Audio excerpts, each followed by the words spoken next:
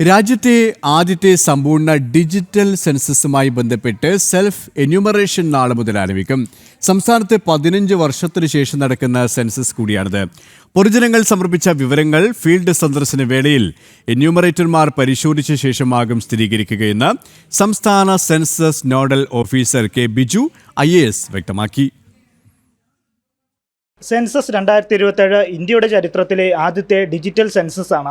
നാളെ മുതൽ ആരംഭിക്കുന്ന 15 ദിവസത്തെ സെൽഫ് എന്യൂമറേഷൻ കാലയളവിൽ പൊതുജനങ്ങൾക്ക് www.sc.census.gov.in എന്ന പോർട്ടൽ മുഖേന തങ്ങളുടെ കുടുംബാംഗങ്ങളുമായി ബന്ധപ്പെട്ട വിവരങ്ങൾ സമർപ്പിക്കാവുന്നതാണ്.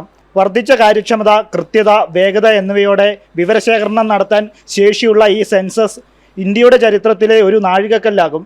സെൻസസ് 2027 2 ഘട്ടങ്ങളിലായാണ് നടത്തപ്പെടുന്നത്.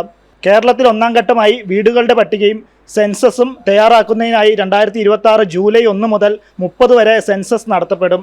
2ാം ഘട്ടമായി ജനസംഖ്യാ കണക്കെടുപ്പ് 2027 ഫെബ്രുവരിയിലും നടത്തപ്പെടും.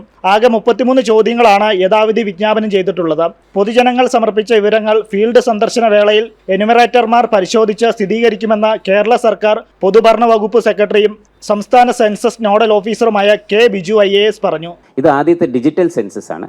അപ്പോൾ നമ്മൾ സ്മാർട്ട് ഫോൺ വഴിയോ നമ്മുടെ നമ്മുടെ ടാബ് വഴിയോ അതുപോലെ തന്നെ നമ്മുടെ ലാപ്ടോപ്പ് വഴിയോ വീട്ടുകളിൽ നിന്ന് തന്നെ നമുക്ക് സെൽഫ് എന്യൂമറേഷൻ പ്രക്രിയ നമുക്ക് തന്നെ ചെയ്യാവുന്നതാണ്.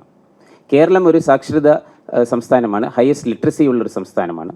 നല്ലൊരു ജനകീയ മൂവ്മെന്റ് ആയിട്ട് സെൻസസ് 2027 മാറ്റണമെന്നാണ് നമ്മളെല്ലാവരും പ്രതീക്ഷിക്കുന്നത്. സെൻസസ് 2027 സെൻസസ് പരമ്പരയിലെ 16ാമത്തെയും സ്വാതന്ത്ര്യത്തിന് ശേഷമുള്ള 8ാമത്തേതുമാണ്. സെൻസസുമായി ബന്ധപ്പെട്ട സർക്കുലറുകൾ കേന്ദ്ര ആഭ്യന്തര മന്ത്രാലയത്തിന് കീഴിൽ പ്രവർത്തിക്കുന്ന ഭാരത രജിസ്ട്രാർ ജനറൽ ആൻഡ് സെൻസസ് കമ്മീഷണറുടെ കാര്യാലയമാണ് പുറപ്പെടുവിക്കുന്നത്. കൂടാതെ ജില്ലാ census officer, additional PCO, charge officer, additional charge officer, എന്യൂമറേറ്റർമാർ, സൂപ്പർവൈസർമാർ തുടങ്ങിയ വിവിധ സെൻസസ് ഉദ്യോഗസ്ഥരെയും നിയോഗിച്ചിട്ടുണ്ട്. ജനം, തിരുവനന്തപുരം.